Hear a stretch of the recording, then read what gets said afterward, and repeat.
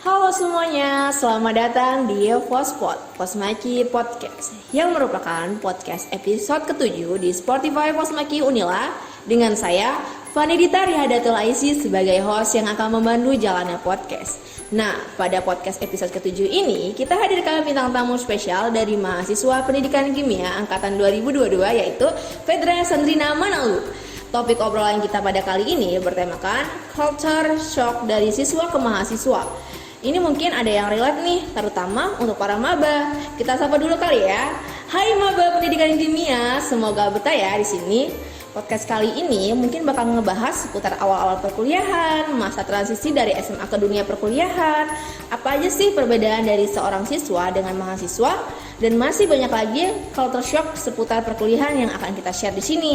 Penasaran banget kan ya? Nah, untuk pembahasan lebih lanjut, untuk itu kita akan ngobrol santai tapi beredukasi dengan bintang tamu kita. Baik, langsung saja kita sapa bintang tamu kita. Halo Fedra, apa kabar? Halo Kak, apa kabar baik? Sudah minggu ke-6 perkuliahan nih Dek, semuanya lancar kan ya Dek? Ya, selama ini kuliahnya lancar sih, masih diberi kemudahan itu ya, walaupun ngadepin sambil nangis sih. Haha, waduh kita sama ya Dek ternyata. Iya nih Kak, jadi setelah 2 tahun kemarin kita dari yang biasanya kuliah online, terus sekarang tuh tiba-tiba offline tuh kayak bener-bener kerasa kayak makan yang dari tadinya tuh makan udah disiapin, baju udah disiapin, sekarang tuh kayak kita harus nge-handle semuanya sendiri gitu, kayak jatuhnya keteteran. Iya Dek, aku juga ngerasain hal yang sama kok. Oke, kita masuk ke topik pembahasan kita yang pertama aja kali ya. Kali ini kita bakal ngebahas tentang dosen. Ini salah satu hal yang harus diperhatiin sih buat para maba atau yang lainnya juga. Jadi, yang namanya dosen itu beda banget sama guru-guru yang ada di SMA. Bener nggak Dek? Bener sih, kalau guru di SMA tuh kita masih ibaratnya dibimbing penuh lah ya sama mereka. Contohnya kayak nilai, materi pelajaran, dan lain-lain itu kita masih dikejar gitu. Tapi kalau dosen nggak kayak gitu. Jadi dosen ini punya gayanya masing-masing. Jadi setiap dosen tuh pasti punya aturan yang berbeda-beda dalam ngajar. Jadi dari kita sebagai mahasiswa sebagai mahasiswa tuh harus fleksibel buat ngehadapin para dosen. Kayak gitu lah Kak.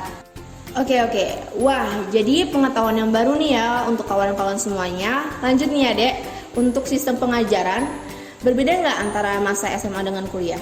Kalau menurut pengalaman aku sendiri nih ya Kak, beda banget sih pastinya. Kalau di SMA nih ya, datang ke sekolah kita belajar gitu ya, dikasih materi sama gurunya, terus dikasih soal.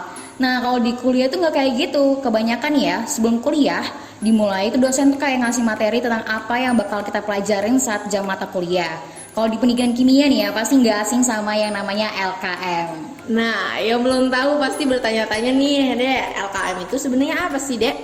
Jadi LKM itu lembar kerja mahasiswa. Kita tuh kayak dikasih latihan sebelum mulai kuliah dengan tujuan biar kita tuh bisa memahami konsep materi yang bakal kita pelajarin. Jadi nanti pas perkuliahan tuh dosen tinggal menjelaskan secara garis besar terhadap materi itu. Dan kadang ya ada aja dosen yang nanya kayak gini deh. Apa yang sudah kalian pelajari dari mata kuliah hari ini? Nah, sebelum dijelaskan oleh dosennya, intinya kalau kuliah itu kita dituntut untuk mandiri. Di kelas juga seringnya diskusi gitu, bukan dosen yang terus-terusan jelasin materinya. Oh gitu ya Dek, ternyata kalau di dunia perkuliahan, jadi kita tuh jangan menyamakan antara guru dengan dosen, karena udah pasti beda ya Dek. Iya bener banget nih Kak, kalau masuk kuliah biasanya dosen ngasih pedoman-pedoman selama 1 semester ke depan. Misalnya batas keterlambatan saat masuk kelas maksimal 15 menit. Kalau lebih dari itu benar-benar nggak diizinin buat masuk kelas. Kriteria dalam pengambilan nilai juga dibahas, materi-materi apa yang bakal dipelajari selama 1 semester ke depan. Itu sih salah satu culture shock gitu ya yang aku rasain selama masuk kuliah. Oke, jadi itu ya culture shock pertama bagi Fedra. Nah, ada hal lain nggak selain perbedaan antara guru dengan dosen?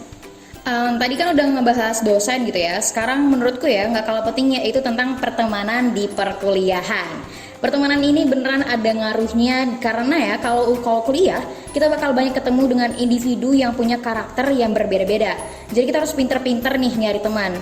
Biasanya ya kalau udah kuliah secara nggak langsung kelihatan begitu circle-nya. Ada yang mungkin karena satu frekuensi, golongan-golongan orang yang rajin belajar, yang no lab sekalipun itu pasti bakal kelihatan.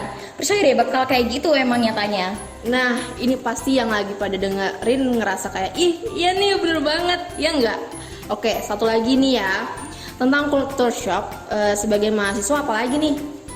Jujur tugas-tugas kuliah ya, menurutku salah satu yang bikin shock gitu awal masuk. Kayak tiba-tiba hujan badai halilintar, tapi yang turun tuh bukan air, tapi tugas gitu ya. Dari matkul ini ada tugas, terus matkul ini ada tugas, belum saya ngerjain tugas yang ini dateng lagi gitu tugasnya. Jadi dan kadang kan itu ya, deadline pengumpulan tuh deket-deket, jadi kayak ngebatin aja kayak ya ampun kok kuliahnya kayak nggak kayak FTV gitu ya, kok nggak kayak di film-film yang lancar aja gitu. Dari tiap semester tuh pasti bebannya nambah berat gitu ya. Tapi ya jalanin aja, namanya juga lagi kuliah gitu. Selagi nih, jangan pernah kalian nunda-nunda ngerjain tugas karena pasti bakal keteteran, pasti banget. Kalau bisa ya, tiap udah dapat tugas minimal dicicil dulu lah sedikit-dikit. Biar kita juga punya waktu luang buat istirahat. Kan badan kita juga perlu untuk istirahat, gak yang dibombardir tugas terus gitu. Wah, seru banget ya pembahasan kita kali ini. Mulai dari karakteristik dosen, pertemanan di dunia perkuliahan, dan juga tugas-tugas kuliah. Terima kasih Petra udah bersedia sharing-sharing seputar culture shock sebagai mahasiswa dalam dunia perkuliahan kepada kita semua. Gak kerasa nih, kita sudah sampai di penghujung acara podcast. Sekali lagi terima kasih banyak juga buat Petra sudah mau menjadi bintang tamu kita pada episode ke-7 ini. Semoga segala pengetahuan yang telah disampaikan dapat memberikan hal positif kepada kita semua yang mendengarkan Pospot episode ke-7 ini. Dan jangan lupa follow akun Spotify dan subscribe akun YouTube kami agar tidak ketinggalan podcast-podcast selanjutnya yang lebih menarik lagi. Oke? Saya Faridita Rihadatul Aisi, pamit sampai jumpa di Pospot, Posmaki Podcast.